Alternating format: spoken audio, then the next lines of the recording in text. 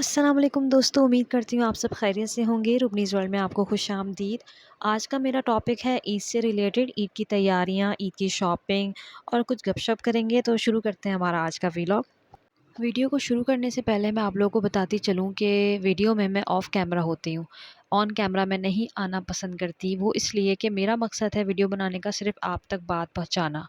Awareness पहुँचाना, anxiety से related हो या कोई भी एक्स वाई ज़ेड बात हो। मेरा मानना ये है कि ज़रूरी नहीं है कि आपको अच्छी बात बताने के लिए ऑन कैमरा आना पड़े। आप ऑफ़ कैमरा होकर भी अपनी बात लोगों तक पहुँचा सकते हैं और उन्हें समझा सकते हैं। तो उम्मीद करती हूँ कि आपको मेरी ये बात समझ आएगी, पसंद आएगी और आप लोग मेरा व्लॉग देखना नहीं छोड़ेंगे। तो चलें इसी के साथ हम शुरू करते हैं आज का हमारा टॉपिक। आज का टॉपिक उन बहनों के लिए है जो आउट ऑफ कंट्री हैं, आउट ऑफ स्टेट हैं, अपने मैके से दूर हैं, अपने बहन भाइयों से दूर हैं। और मैं समझ सकती हूँ कि आप लोगों की ईद कैसी होती होगी, क्योंकि मैं भी उनमें से एक हूँ। और आउट ऑफ कंट्री आ जाना, तो आपको फिर अंदाज़ा होगा कि लाइफ किस तरह से होती है।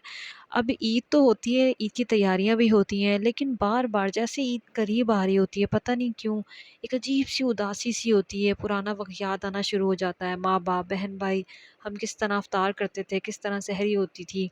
हर साल मेरे साथ रमज़ानों में यही होता है कि जब रमज़ान शुरू होते हैं तो मैं एक-एक चीज़ मिस करना शुरू हो जाती हूँ। हालाँकि 20 साल हो चुके हैं, 20 साल से इसी तरह अकेलेपन में लाइफ गुज़र रही है, तन्हाई में, माँ-बाप के बगैर, बहन-भाइयों से दूर। लेकिन फिर भी ये उदासी नहीं जाती, ये रह जाती है और बहुत महसूस होती है, ख़ासकर जब इस तरह के फ़ंक्शन आते हों, फिर आप दूर रहते हो, आपके कोई रिश्तेदार ना साथ रहते हों, आप बस दोस्त अहबाब जो आपने बनाए हैं, वही आपकी फ़ैमिली होती है। तो बहुत मुश्किल होता है, आप बहुत याद करते हो अपने घरवालों को, ख़ासकर माँ-बाप को। तो मेरे साथ ये होता है जब मेरी ईद करीब आ रही होती है, शॉपिंग सारी हो रही होती है, घरदारी, बच्चों को देखना, सब हो रहा होता है। लेकिन कहीं न कहीं वो कमी जो है ना, वो महसूस हो रही होती है मुसलसल। और पहले तो मुझे लगा था कि शायद शादी के बाद फ़ौरन ये चीज़ें महसूस होती हैं, शायद मैं अभी टाइम नया है, थोड़ा है, इस वज़ह से मुझे महसूस होती है। लेकिन शादी के इतने साल के बाद भी और इतना टाइम गुज़रने के बाद भी ये अकेलापन, तन्हाई, ये तब दोबारा महसूस होना शुरू हो जाती है जैसे-जैसे ईद आती है।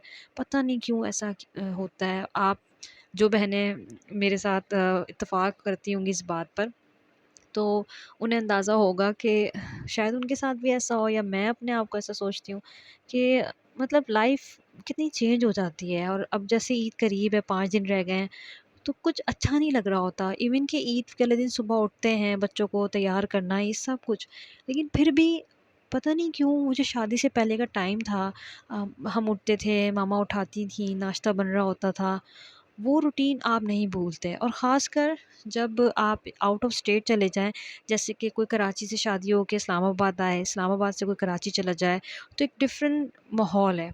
आप जिस माहौल के हैं, आपको वही माहौल याद आता है, आपका दिल करता है कि आपके बच्चे वही चीज़ देखें, वही चीज़ सीखें जो आपने बचपन में सीखी।